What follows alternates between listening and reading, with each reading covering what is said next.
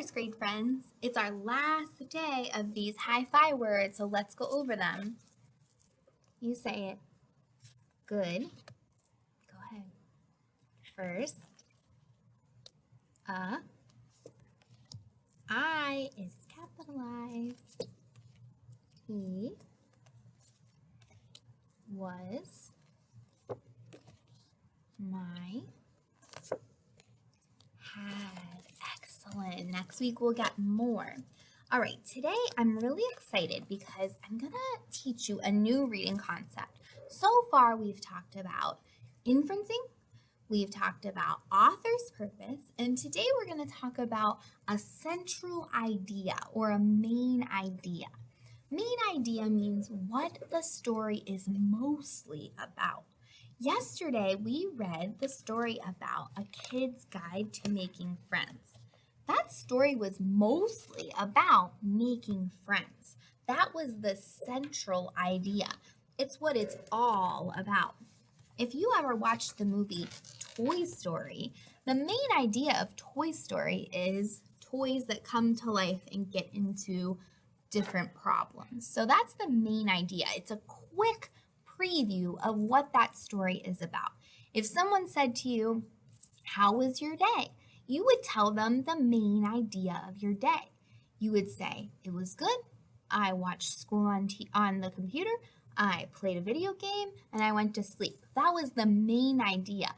You wouldn't say, "Well, first, I woke up at 7:45. Then I ate toast. Then I went to the bathroom. Then I brushed my teeth." No, that is just, you would just tell an overview of what happened in your day. So today we're going to talk about the central idea, and that's what a story is mostly about. So the central idea is the topic, the person or the thing the text is about, and then the central idea is the most important idea or point about the topic. Then we have something called supporting evidence. You say it. Supporting evidence. And that's a really big term. And it just means the little parts of the story that support the central idea. So you doing school on TV, playing a video game, and eating dinner are all part of your good day, your central idea of your good day. So I am going to read you one of my favorite stories. Since it's Friday, I thought we could listen to a story. And then we're going to talk about the central idea or the main idea of this story. So settle in. In my classroom, I say, give a little clap, tuck your hands in your lap. And that means you're going to quietly listen to our story. So this story is called Chocolate Milk, por favor. Por favor is Spanish for please, and it's written by Maria Desmondi. So let's see what this story's main idea is all about. Johnny was walking into school when he first saw the new kid. What a baby, he thought, as the boy cried and held his mother's hand. She whispered something to him, words that sounded different to Johnny. Delicioso. The boy smacked his lips as his mother handed him a chocolate milk. Oh boy, so something is happening here that Johnny doesn't understand. Let's welcome Gabe to our classroom family. He will not understand our words at first. Think about what you can do to help him, Johnny's teacher announced with a smile. Johnny didn't smile. He didn't like boys who cried.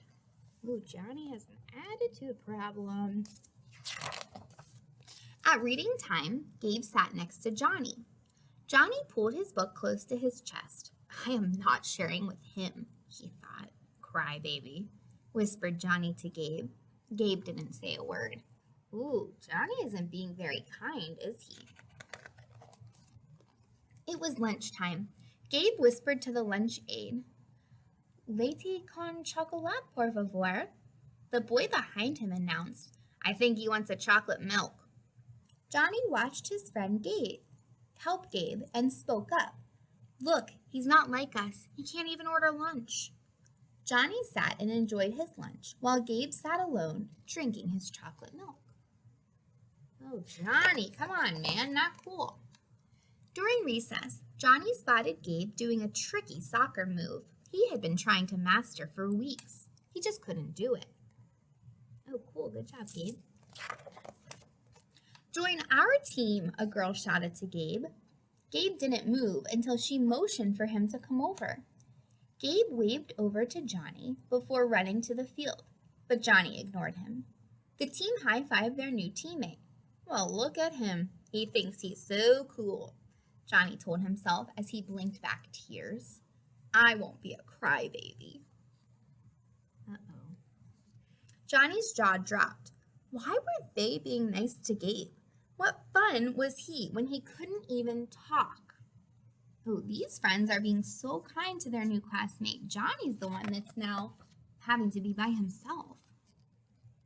All week, Johnny watched Gabe from a distance. Gabe came to school every day. He still never said anything, but he was trying new things. By the end of the week, Johnny sat alone at lunch. Gabe was surrounded by boys and girls laughing and sharing with him. Oh man, look what Johnny's doing to himself. At recess that day, Gabe kicked the soccer ball over to Johnny. Johnny shook his head no. Gabe did the tricky move anyhow. It's so hard. How do you do it? Johnny said. Gabe showed him the move over and over again. Finally, Johnny did it. Yes, he shouted. Gabe beamed and patted him on the back. What a kind friend Gabe is. As Johnny walked back to the school, Gabe silently by his side. Something clicked for him. He got it. That horrible feeling of being frustrated and wanting to cry because he couldn't get the soccer move, that's how Gabe must have felt learning a new language. I did it. I finally got the tricky move. And Gabe is getting it too, Johnny believed. The next morning, Gabe was walking into school when Johnny waved to him. Hi, he said, handing Gabe a carton of chocolate milk. I know it's your favorite, Johnny added. Ugh, good job, Johnny. Thank you, Gabe replied. Johnny and Gabe both smiled. Today would be a great day. Johnny learned that actions speak louder than words. He understood that to have a friend is to first be a friend, and having a friend meant the world to Johnny. Oh my gosh, this is such a cool story because this is true. This is a real story about this little boy named Gabe who moved to a new school and he didn't speak the language. 2 claps for the author Maria on 2, 1, 2. Excellent. Gosh, we learned so much in this story. Let's talk about what the central idea or main. Okay, so we're gonna talk about the main idea or the central idea of chocolate milk pour before. So what's the topic of our story? The topic is Johnny learns to be kind to someone else, right? He sees this new boy who doesn't know the language and seems very sad. Johnny learns to be kind to someone different. At the beginning, he is not kind to Gabe, is he? What are some things that he notices about Gabe? What's Gabe doing in the very beginning? He's crying, right? So Johnny sees Gabe is crying. And he used his schema to think he must be sad, but then Johnny is not nice to him. So he first sees Johnny sees Gabe is crying. Then Johnny notices Gabe is good at soccer. Is the whole story about Gabe being good at soccer? No, it's just a small detail. It's a small part of the story. Is it all about Gabe crying? No, it's just a small part of the story. And finally, Johnny gives Gabe chocolate milk. Good. These three details, they're just part of the story, but they all combine together to give us the main idea of the story. And I really like how the author basically put the real central idea at the very end of the story. She says, he understood that to have a friend is to first be a friend. That's it. That is the central idea. To have a friend is to be a friend. So Johnny does all these things, and in the end, he learns a very important lesson. To be a friend is to have a friend is to first be a friend. So all these things combine together to tell us the central idea, the main idea of the text.